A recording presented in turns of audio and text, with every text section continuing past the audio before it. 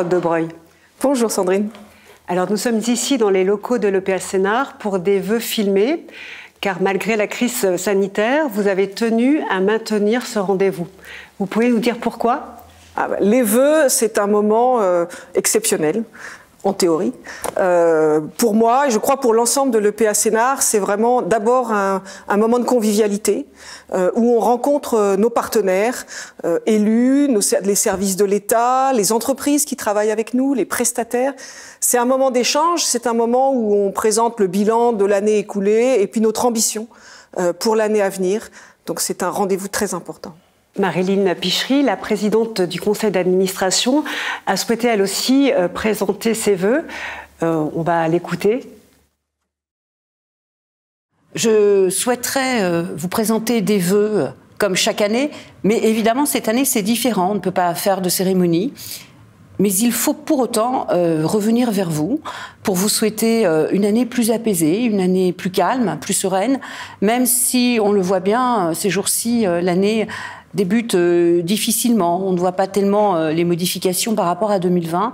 J'ai été reconduite il y a quelques semaines à la présidence de l'EPA Sénart, que je préside depuis 2014. Je trouve que c'était important parce que nous avons encore du travail à faire. Nous faisons un bon binôme avec Aude de Breuil et nous avons encore beaucoup de pages à écrire sur le livre de notre territoire. Aude de Breuil, c'est une personne qui a su remettre l'EPA sur pied. Quand elle est arrivée il y a un peu plus de 5 ans maintenant, eh bien, c'était une structure qui avait besoin d'un nouveau souffle. Elle a apporté ce nouveau souffle, cette nouvelle façon de voir les choses. Elle est dynamique, elle est tenace et elle a beaucoup aidé à l'arrivée de nouvelles entreprises, au développement des commerces. Et aussi, elle a su voir les richesses de notre territoire et voir combien nous pouvions développer ce qu'est agriculture urbaine, ce qu'est biodiversité. On peut très bien allier développement économique et respect de la nature et de l'environnement. Bonne année à tous. Je remercie Marilyn Pichery. C'est vrai que nous formons un bon duo entre le politique et le technique que j'incarne. Ça fait 5 ans que nous travaillons ensemble à la tête de l'EPA et je suis très heureuse de poursuivre. Alors, revenons un instant sur 2020. Donc 2020, une année particulière frappée par le virus. Quel impact cette année a-t-elle eu sur les actions de l'EPA ? Quel bilan en tirez-vous ? Alors l'impact de la crise sanitaire est évidemment considérable sur notre activité. Dans un premier temps, il a fallu nous organiser en confinement.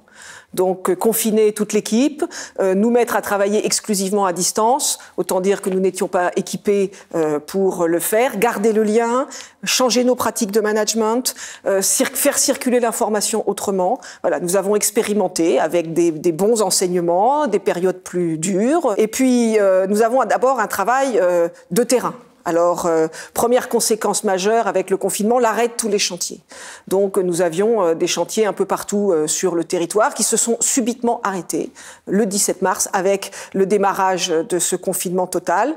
Et dans le même temps, l'État très vite nous a donné l'injonction de reprendre les chantiers pour soutenir l'activité économique et notamment celle du BTP dès lors qu'un accord était intervenu sur les conditions sanitaires de reprise des chantiers. Globalement, nous avons perdu l'équivalent d'à peu près 3 mois et demi de chantier. Donc évidemment, ça se ressent dans l'impact de l'avancement de nos projets. L'autre impact fort de cette année, qui évidemment est lié à la crise du Covid, c'est le report des élections municipales. Puisque notre rythme d'activité est très profondément marqué par la vie politique. Nous travaillons avec des élus, pour des élus.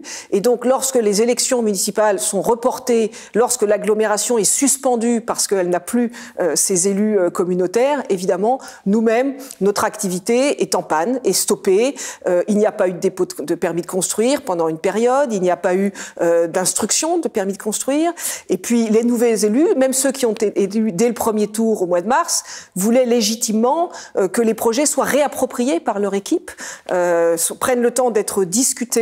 Et véritablement, nous n'avons repris les discussions, j'ai envie de dire, qu'à la rentrée de septembre, donc un impact fort. Et puis le dernier impact, évidemment, c'est la crise économique, puisque un certain nombre d'entreprises, de nos partenaires, se sont retrouvées en difficulté forte. Et comme nous avons une activité majeure d'implantation d'entreprises sur ce territoire, eh ben, au mieux, certaines entreprises reportent leurs projets et pourront les réaliser dans les années qui viennent. Certaines d'autres, malheureusement, ont totalement ajourné, abandonné leurs projets, ne sont plus en situation de les tenir. Et donc, nous n'avons pas pu accueillir sur le territoire tous les projets que nous envisagions d'accueillir. Quelle stratégie allez-vous adopter pour 2021 ? Quels sont vos objectifs ? Alors, notre stratégie, j'ai envie de dire, c'est la même, c'est-à-dire c'est de développer ce territoire, ce périurbain durable pour construire une ville sobre, une ville solidaire, une ville qui soit véritablement bas carbone, qui soit résiliente. Plus que jamais, ces exigences sont fortes avec la qualité de vie. Nous sommes sur une année charnière en 2021 puisque l'agglomération élabore son SCOT et puis nous avons de nouvelles exigences de l'État avec le zéro artificialisation nette qui évidemment nous impacte très directement, sachant que l'État a de très importantes réserves foncières sur ce territoire, 1500 hectares, et donc nous sommes là pour poursuivre l'ambition de l'OIN, poursuivre la création d'emplois. Notre objectif, c'est de créer environ 1000 emplois par an, de continuer à nous positionner sur l'accueil de l'activité industrielle, c'est de poursuivre la diversification de l'offre résidentielle sur ce territoire. Chaque année, nous créons une offre de logement qui a été fortement impactée en 2020, mais nous avons beaucoup d'ambition pour 2021, dès lors que nous parviendrons à convaincre les élus, à travailler avec eux, à convaincre un certain nombre d'associations environnementales qu'on peut à la fois faire du développement territorial et prendre en compte les précautions environnementales. Donc la performance environnementale est aussi une orientation majeure. L'État a de nouvelles exigences, le bas carbone, le bioclimatique pour les matériaux, le circuit court, le traitement des déchets. Nous devons nous-mêmes, sur cette ambition, développer une ingénierie verte encore plus forte que ce que nous avons fait jusqu'à présent.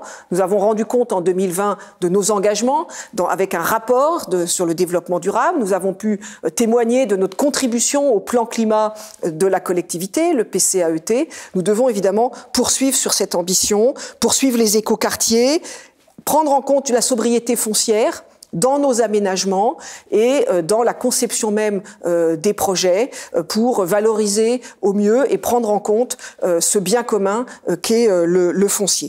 Nous souhaitons aussi, dans le cadre de notre opération d'intérêt national, bâtir des nouvelles relations avec les collectivités territoriales pour contractualiser notre intervention. Alors, hors du territoire, puisque nous sommes mandatés en dehors de l'OIN depuis 3 ans pour travailler à la fois à Damary-les-Lys, au sein de l'agglomération de Melun, et sur le secteur de Villaroche.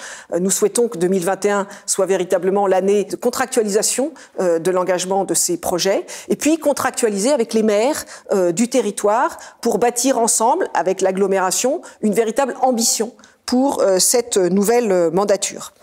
J'ai parlé de notre ambition de poursuivre l'ancrage industriel et évidemment, rien de tout cela ne serait possible si nous ne pouvons pas continuer à rechercher la performance de notre organisation en mettant notamment en œuvre notre ambition de RSE, d'engagement sociétal que l'EPA a souscrit depuis 2018. Que peut-on souhaiter pour l'EPA en 2021 ?